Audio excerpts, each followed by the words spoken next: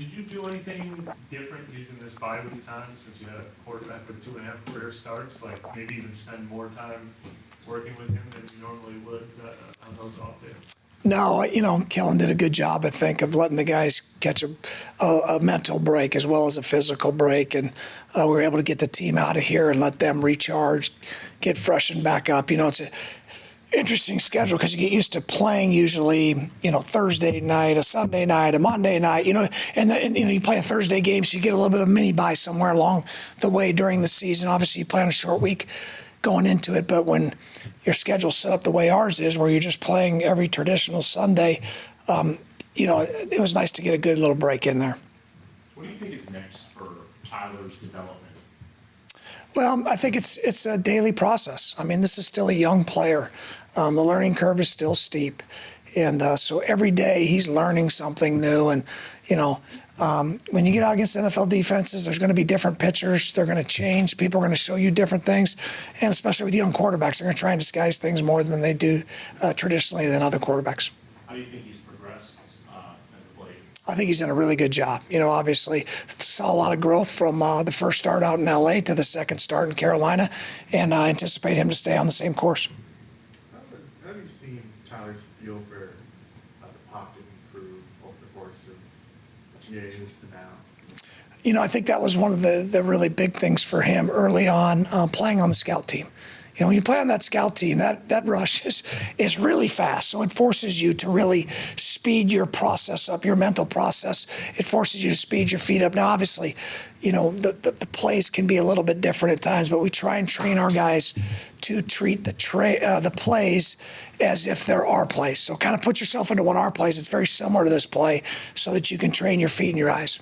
I'm wondering how Scott Tulsi kind of plays a role into that in terms of just individual drills and working on the footwork in those sessions. Yeah, if you come watch our guys, I know you guys are only out there for a certain portion of practice, but Scotty does a really good job, going through the progressions of, putting the spots where they can be. You only get so many reps live, but putting the spots where they are and, going through with our feet and our eyes, making sure the timing's right. When it comes to ball security, is there some level where you just have to kind of trust the guy, just in terms of how some people they're going to keep both hands on the ball as he's navigating through, is that just some kind of just an innate understanding that he's going to do a good job there, you don't have to spend a ton of time just drilling it? Well, I think you're always spending time. It's one of the key fundamentals of the game, ball security. I mean, you talk about the number one statistic in all of football is turnover margin. So it's something that we preach. It's something that we drill every day on the practice field. I mean, how do you seen him develop that over the course of well, hopefully it's the awareness we've created for him, and then through drill structure, helping him improve his technique, and being able to point out to him and film, in certain situations, hey, you're loose with the ball here in the pocket. Oh, hey, here's a really good example. For example, Coach Thomas put one up from the Carolina game today in the offensive meeting as we were talking about ball security, and it was a really good rep with Tyler with two hands. He's pulling through. It's things like that. You got to emphasize it. Understanding that your progress is never linear, there's ups and downs and everything like that. Is Tyler kind of, because of everything you went through in college, you equipped well to handle that sort of highs and lows of this business? I think so. He's a really mature guy. It's one of the things you talk about maturity at this level, and he's been through some adversity, and all quarterbacks in our league go through adversity. Even the greatest of the great go through times where things aren't going great, and you got to stay neutral. You got to stay in the middle. You're never too high. You're never too low. So that even applies after being thrown for 282. Thrown for 282 because in 2 days that's not going to matter, right? We're going to line up on Sunday against the Falcons, and that's not going to matter. What's going to matter is what we do now. What do you guys like about Mason Tipton? And obviously he's been here all year, but the opportunity is going to be coming largely. What stood out there in camp when he was getting a lot of reps making plays? Yeah, I think you just said it. He made plays. He's got really good quickness, really good short area quickness and speed. He can get out on cuts, and when he was presented with opportunities in camp, he made plays, and that's the bottom line. Guys that can make plays.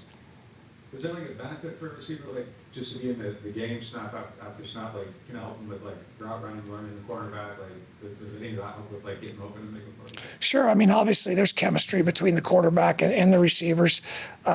Obviously, we're going to be playing with, some different guys this week. So, it's one of the things we've been working on. Obviously, Mason's been part of our active group for a while. So he's been getting those reps in practice with Tyler. And, we'll have other guys have opportunities. Kevin Austin, obviously, that we elevated. Kevin's been out. Now he gets some reps. So creating timing, it's such an anticipation game when you talk about playing the quarterback position at a high level.